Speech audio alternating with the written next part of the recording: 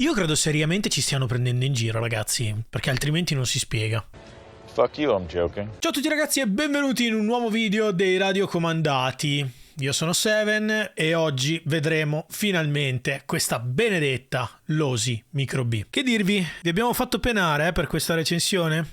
La vediamo subito insieme. Se cercate la possibilità di confrontarvi con altri modellisti, chiedere consigli sia in ambito Mini Z, in ambito RC e anche in ambito Mini 4UD, ovviamente vi aspettiamo sul nostro canale Telegram. C'è anche sempre il canale delle offerte, quelle succosissime, sia per collezionisti che per modellisti. Abbiamo aggiunto anche qualche altra cosina interessante in questo Black Friday appena passato, arriverà tanto altro. Bando alle ciance e cambiamo scena finalmente e vediamo sta benedetta Losi Micro B. Vai con l'unboxing! Do not make me choose between you and unboxing. Ed eccola qui finalmente.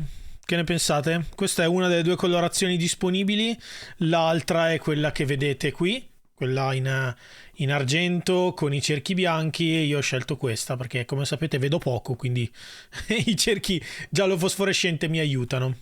Andiamo ad aprirla e poi iniziamo a parlare un po' delle caratteristiche di questa Losi Micro B.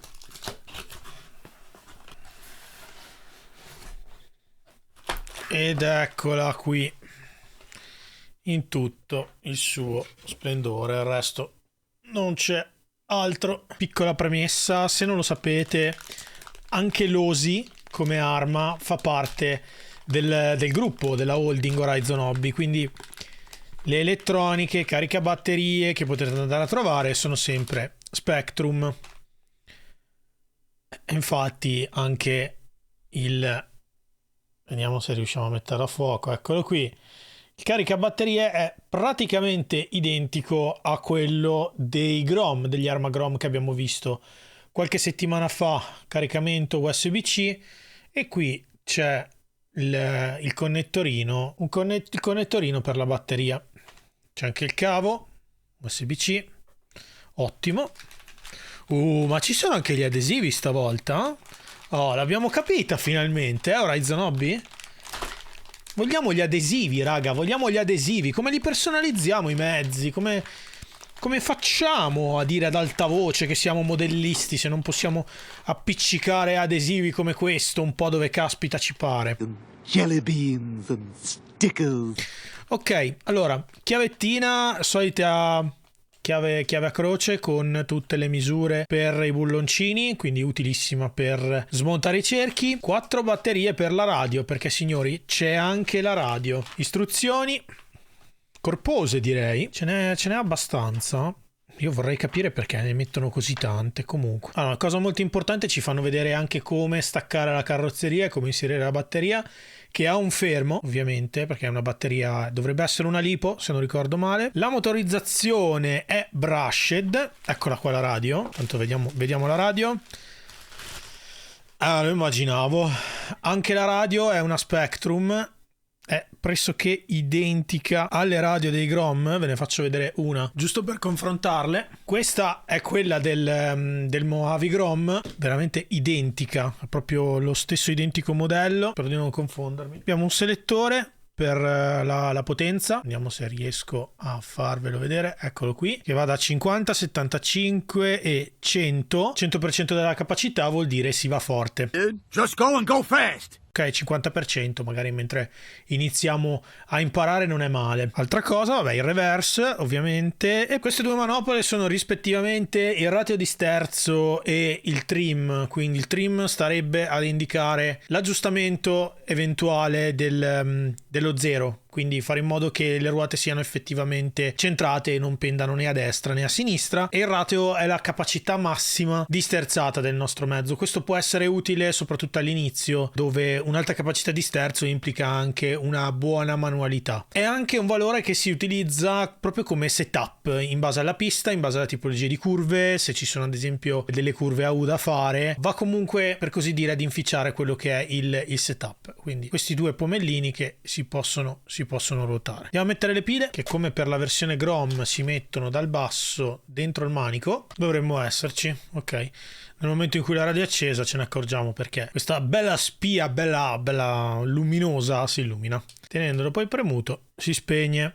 E questa è la radio. Arriviamo finalmente alla nostra Micro B. Allora, che dire, la livrea ovviamente è basata sull'estetica TLR, comunque l'Osi lo sappiamo ci ha abituato a un bellissimo design. Diciamo un po' di fascette da staccare, mannaggia la miseria quanto le odio. Ok, fascette staccate, eccola qui. Mamma mia. Che dirvi raga, parliamo un po' di questa Micro B. Allora, il telaio è effettivamente in metallo ragazzi, cioè che è una cosa, per le cifre in cui è venduta questa Losi Micro B è incredibile, perché parliamo circa di 110 euro, ok? Siamo abituati alle mini Z buggy su questa scala 1/24 che al momento si aggirano a più di 200 euro. Parliamo comunque di mezzi differenti, con un'elettronica sicuramente differente e un ecosistema differente.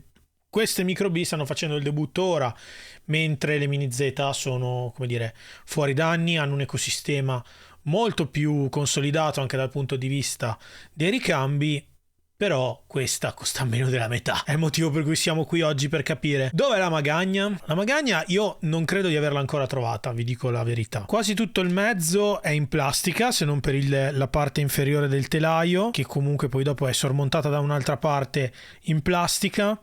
Gli ammortizzatori sono effettivamente ad olio, ma non sono regolabili con la filettatura, ma con dei distanziali, quindi con delle altezze prestabilite. Sicuramente una delle prime cose che si potrebbe fare è proprio quella di andare a sostituire gli ammortizzatori con degli ammortizzatori regolabili, magari in metallo anche. Come avete visto la carrozzeria ha un pezzetto di velcro, si incastra in questo modo qui, quindi si inserisce la parte frontale in questo modo e poi si va ad appiccicare, quindi nessuna clip, nessun sistema strano di incastro. La carrozzeria è effettivamente in Lexan, quindi soprattutto per i nostri amici amanti del Lexan questo molto molto buono. Quindi si va a staccare lo strap e la si va a sfilare. È un mezzo casino dal punto di vista del cable management, lo devo dire ragazzi, perché oggettivamente si poteva fare meglio l'Osi da questo punto di vista, però va bene, lo spazio è quello che è.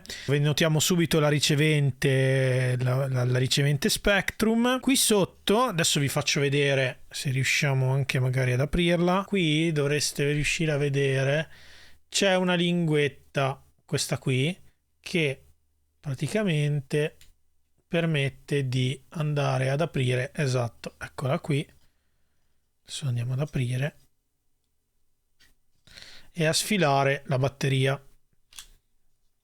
Oh mamma mia, quanti cavi sta batteria ragazzi. La batteria è da 350 mAh ed è effettivamente una lipo a 2 celle con un current di 30. Volevo farvi vedere ad esempio il paragone con una delle batterie di marca, che ha rispetto alla batteria Spectrum un altro formato, è leggermente più lunga, però probabilmente potrebbe starci lo stesso.